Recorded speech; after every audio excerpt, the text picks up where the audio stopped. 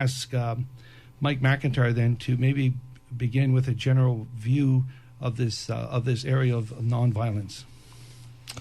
Well, Ernie, thank you. And before I do that, I think I'd like to take a moment to give you something on behalf of the Restorative Justice Network of Ottawa. I think we were in a meeting when we heard of the death of this boy.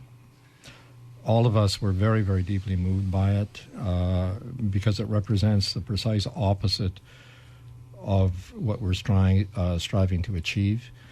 And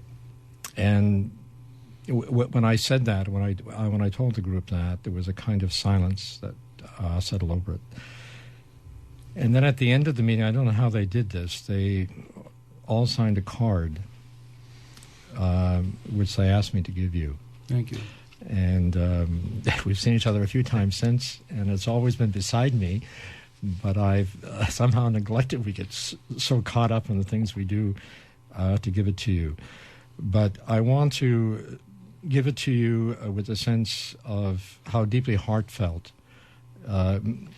every member of that of the Restorative Justice Network was in hearing this, how saddened we all are for them and their parents, and for the life of this boy. And, for us, he will remain with us because, to prevent those kinds of deaths is something that we are dedicated to, and we are dedicated to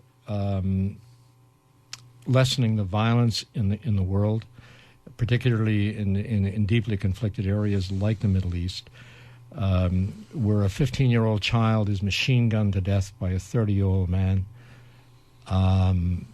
And we want to say something about. And I understood he was shot because he was trying to mediate between two warring gangs. In other words, he was upholding peace, and he was striving for peace and conflict resolution.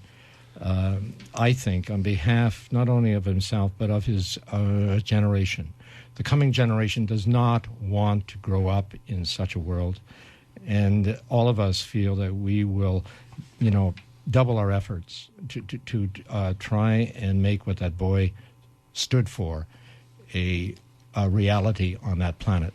Because if we don't, many more children will be killed, many more humans will be killed. And it's as John Kennedy said, either mankind will find a way of making an end to war, or war, like this boy, will make an end to mankind.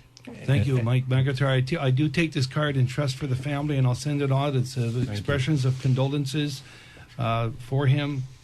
And I'm going to now ask Hassan Mahdi, Majd's uncle, to say a few words about the boy, about this topic, and then ask him to ask Tamara Dibbs from Zahari, Lebanon, from the school where she's the principal, where Majdi attended, the National American School, to say a few words about violence in general, violence prevention.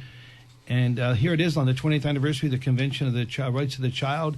Today is Independence Day in Lebanon from November 22nd, 1943. And hopefully this could be a metaphor to be independent of violence and protect our children and make sure that we have a better future. Hassan.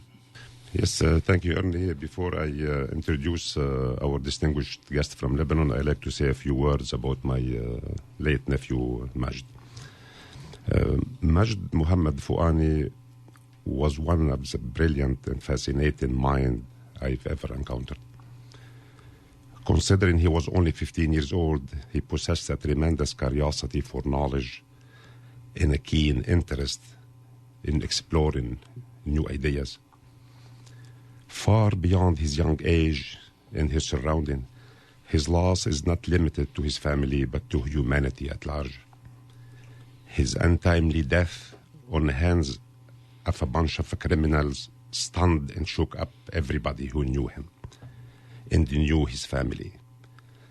The criminal hands that pulled the trigger, aiming at an innocent child, actually ripped the very conscience of humanity.